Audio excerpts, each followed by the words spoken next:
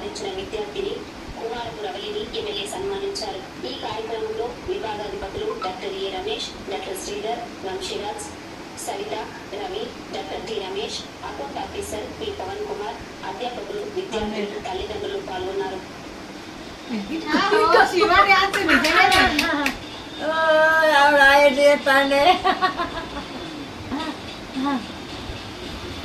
గతానికి చచ్చిగా నేను చూడలేదు ఇప్పుడు బాము.